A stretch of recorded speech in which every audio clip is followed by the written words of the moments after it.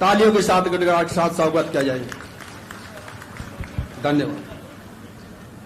जय भीम। आज यहां मौजूद मेरे सभी माताएं, बहनें, बड़े बुजुर्ग के साथ साथ यहां आज इतनी बड़ी संख्या में शामिल हुए युवा साथियों, जिन्होंने अपने दिन में से इतना कीमती समय निकालकर यहां आज हमें सुनने आए, तो आप सभी का मैं तहे दिल से धन्यवाद करता हूं। और आज इस विशाल जनसभा को सफल बनाने के लिए जो हमारे बसपा और एनएलओ के सभी छोटे बड़े पदाधिकारी एवं नेतागण और हमारे मूवमेंट की जान, हमारे मेहनतकश कार्यकर्ताओं ने जो मेहनत की है, तो आप सभी का भी मैं तहे दिल से आभार प्रकट करता हूं। साथियों, यहां हरियाणा में होने वाले विधानसभा आम चुनाव के संबंध में कुछ जरूरी बातें आप लोगों के बीच में रखने से पहले मैं अपने सभी संतों, गुरुओं, महापुरुषों को, जिसमें खासकर महात्मा ज्योतिबा फूले, छत्रपति शाहू जी महाराज, नारायणा गुरु, पेरियार रामास्वामी जी, बाबा साहब डॉक्टर भीमराव अंबेडकर जी एवं मान्यवर साहब श्री काशीराम जी को नमन करता हूं। साथियों, मैं बहुजन समाज पार्टी की राष्ट्रीय अध्यक्ष एवं उत्तर प्रदेश की 4 बार मुख्यमंत्री एवं पूर्व सांसद आदरणीय बहन कुमारी मायावती जी को भी बहन जी के नाम से लोकप्रिय बहन कुमारी मायावती जी को भी पूरे तहे दिल से आभार प्रकट करता हूं।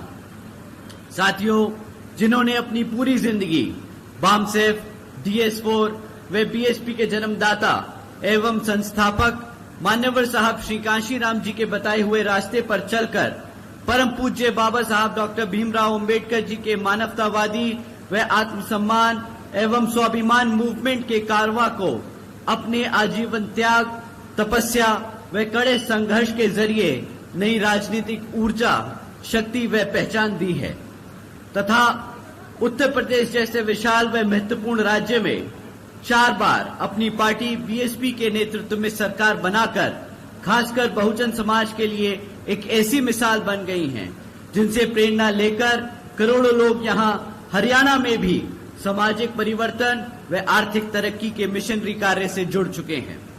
इतना ही नहीं, बल्कि मैं खुद भी उनके इस नेतृत्व से प्रभावित होकर बीएसपी के मूवमेंट से जुड़ चुका हूं और उनके पद चिन्हों पर चलकर इस मिशनरी दायित्व, कर्तव्य व फर्ज को अपनी आखिरी सांस तक निभाने की पूरी कोशिश करता रहूंगा।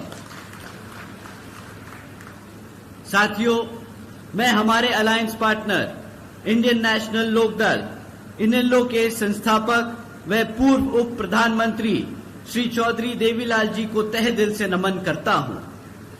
साथ ही साथ आईएनएलडी के राष्ट्रीय अध्यक्ष श्री ओम प्रकाश चौटाला जी और आज हम सबके बीच में मौजूद एनएलओ के महासचिव, राष्ट्रीय महासचिव और हमारे गठबंधन की ओर से हरियाणा प्रदेश के मुख्यमंत्री के उम्मीदवार श्री अभय सिंह चौटाला जी का भी मैं तहे दिल से स्वागत और आभार प्रकट करता हूं। साथियों, पिछले 10 साल में यहां हरियाणा में बीजेपी की सरकार चल रही है और अब जब चुनाव सर पर है तो बीजेपी के लोग आप लोगों के बीच में आकर आपसे आपका वोट मांगने का काम करने वाले हैं। परंतु साथियों, इस बारी आप सब लोगों को वोट डालने से पहले इनसे कुछ जरूरी मुद्दों पर सवाल करने होंगे। साथियों, मैं आप लोगों से जाति और धर्म के आधार पर सवाल करने को नहीं कहूंगा। मैं आप लोगों से कहूंगा कि आप इनसे सवाल करें शिक्षा पे, रोजगार पे और यहाँ की आसमान छूती हुई महंगाई पे। तो साथियों, आप लोगों को शिक्षा के आधार पे क्या सवाल पूछने हैं। साथियों, पिछले 10 सालों में भाजपा की सरकार के चलते हुए यहां सरकार ने 5000 से ज्यादा प्राइमरी स्कूलों को बंद कर दिया है। एक तरफ पढ़ने वाले बच्चों की संख्या बढ़ती जा रही है दिन पे दिन और दूसरी तरफ ये सरकार प्राइमरी स्कूल्स बंद करती आ रही है। इतना ही नहीं साथियों, यहां आज 2200 सरकारी सीनियर स्कूलों में आज 2200 सरकारी सीनियर स्कूल्स में 1000 से ज्यादा स्कूलों में प्रिंसिपल्स तक नहीं है। साथियों, जब आपके बच्चों के स्कूलों में स्कूल बंद कर दिए जाएंगे और जब बचे हुए स्कूलों में पढ़ाने के लिए शिक्षक नहीं होंगे, तो आप ही बताइए कि क्या ये हमारे बच्चों के भविष्य से खिलवाड़ नहीं तो क्या है। साथियों, बीजेपी के शासन के दौरान शिक्षा के नाम पर सिर्फ आए दिन पेपर लीक की खबरें सुनने को मिलती रही हैं। साथियों, ऐसा कोई सरकारी डिपार्टमेंट नहीं बचा जिसकी भर्ती की परीक्षा के पेपर लीक ना हुए। साथियों, हकीकत तो ये है कि बीजेपी की हो या कांग्रेस की, ये दोनों ही पार्टियां हमारे बच्चों के भविष्य से खिलवाड़ करने में एक दूसरे से एक कदम आगे ही चलती आई हैं। एक ने सरकार में रहकर हमारे बच्चों के स्कूल बंद किए, तो दूसरी ने विपक्ष में बैठकर इन पर एक बार भी इस मुद्दे पर उनको घेरने का काम नहीं किया। तो अब आप ही बताइए साथियों कि इनमें से कोई भी पार्टी को हक है क्या सत्ता में बैठने का? आप ही बताइए, क्या हक है इन लोगों को आपके साथ सत्ता में बैठने का? तो साथियों, अब आने वाले लोकसभा चुनाव में, आने वाले विधानसभा आम चुनाव में आप लोगों को हाथी और आईने वाले चुनाव चिन्ह के सामने वाला बटन दबाकर यहां श्री अभय सिंह चौटाला जी को मुख्यमंत्री बनाकर अपने बच्चों के भविष्य को सुरक्षित करने का काम करना है। साथियों, एक तरफ बीजेपी और कांग्रेस की सरकार आपके बच्चों के स्कूल बंद कर रही है, तो दूसरी तरफ हमारी जिस नीतियों पे ये सरकार चलती आई है, तो दूसरी तरफ आदरणीय बहन कुमारी मायावती जी की एक दूसरी तरीके की नीति है, जिसके तहत चलकर यूपी में बीएसपी की सरकार ने सावित्रीबाई फुले बालिका आशीर्वाद योजना चलाई थी, जिसके तहत 7 लाख से ज्यादा बच्चियों को 12वीं तक की शिक्षा प्राप्त करने हेतु बहन जी ने 600 करोड़ रुपए की धनराशि इन बच्चों पे खर्ची थी। इतना ही नहीं साथियों, आदरणीय बहन जी के शासनकाल में यूपी में 6 engineering colleges, 2 homeopathic colleges, 24 polytechnic colleges, 2 paramedical और 6 यूनिवर्सिटीज के साथ साथ 200 से अधिक इंटर और डिग्री कॉलेजेस, 100 से अधिक ITIs, 550 से ज्यादा हाई स्कूल्स और 5,500 से ज्यादा प्राइमरी स्कूल्स बनाने का काम किया गया। इसी तरह यहाँ पे हरियाणा में आपके बच्चों के लिए आदरणीय श्री अभय सिंह चौटाला जी भी इतनी ही ज्यादा संख्या में आपके लिए स्कूल्स और यूनिवर्सिटीज बनवाएंगे।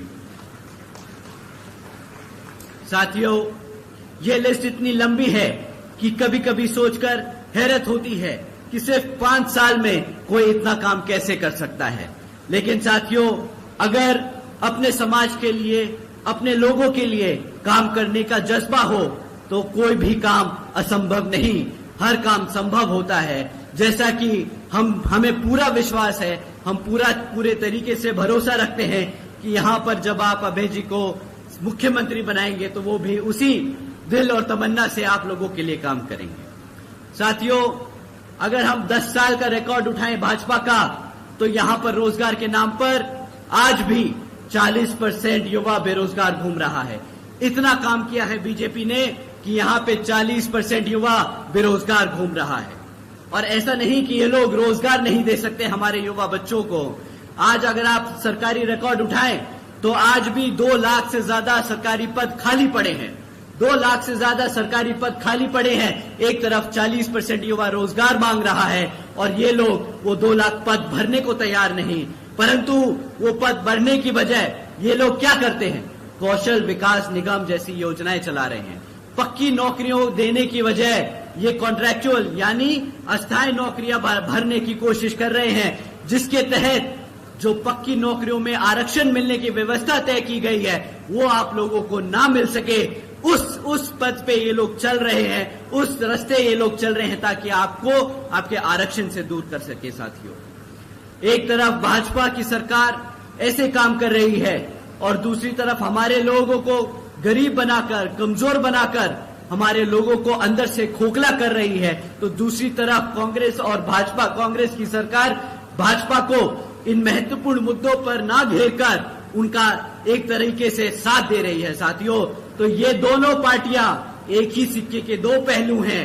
एक तरफ डंडा मारता है तो दूसरी तरफ ताली बजाता है और पिसता है हमारा किसान, हमारा दलित, हमारा पिछड़ा वर्ग। साथियों, समय आ गया है कि ऐसी सरकार को अब आप जड़ से उखाड़ फेंक हमारे अभय सिंह चौटाला जी को सत्ता में बिठाकर अपना भविष्य सुरक्षित करने का।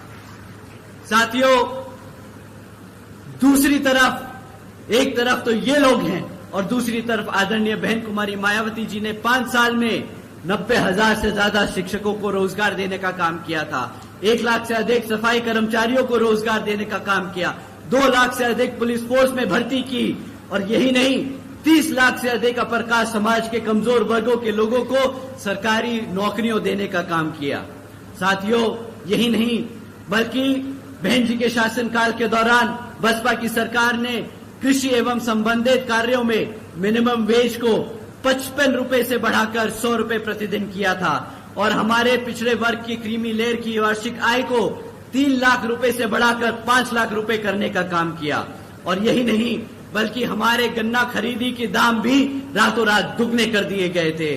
साथियों, बहन जी के मॉडल ऑफ गवर्नेंस के तहत चलकर ही बसपा की सरकार ने प्रदेश के सभी समाज के लोगों को अपने पैरों पर खड़ा कर एक स्वाभिमान से जीने का अधिकार दिलाया था। जिस तरीके से यहाँ पर अभय सिंह चौटाला जी मुख्यमंत्री बनकर आप सभी वर्गों के लोगों का पूरा ध्यान रखकर आपको स्वाभिमान से जीने का अधिकार दिलाएंगे। साथियों, बात महंगाई की करें तो इनकी सिर्फ एक ही स्कीम आप लोगों के सामने रखना चाहूंगा। भाजपा की सरकार के चलते हुए आज ये लोग बोलते हैं कि हमने मुफ्त में राशन देने का काम किया है। तो साथियों, आज वो कहते हैं कि वो 80 करोड़ से ज्यादा जनता को मुफ्त में राशन देने का काम करेंगे। केंद्र और हरियाणा की भाजपा सरकार बड़े चौड़कर बोलती है, अरे मित्रों, आज बीजेपी की सरकार 80 करोड़ से ज्यादा देशवासियों को मुफ्त में राशन देने का काम कर रही है। परंतु ये नहीं समझ आता इन लोगों को कि अगर 80 करोड़ से ज्यादा लोगों को आप मुफ्त में राशन देने का काम कर रहे हो तो मतलब आपने उन 80 करोड़ की जनता को गरीबी में धकेलने का काम किया है। परंतु साथियों, अगर ये लोग अपना वादा पूरा करते जो 2014 में किया था कि 2 करोड़ सालाना नौकरी देने का, तो इन्हें शायद ये मुफ्त में राशन देना नहीं पड़ता।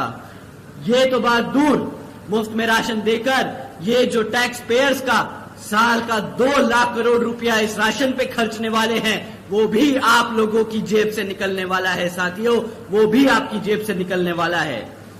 एक तरफ ये लोग आपको टैक्स के माध्यम से चूसते हैं, दूसरी तरफ वो टैक्स का पैसा राशन पे उड़ाते हैं। अगर ये पैसा रोजगार जनरेट करने में करते तो साथियों, आज यहाँ पर 2 लाख पद भरने के साथ साथ ये यहाँ पर 20 लाख रोजगार भी दे सकते थे। परंतु इन्होंने वो काम कुछ नहीं किए।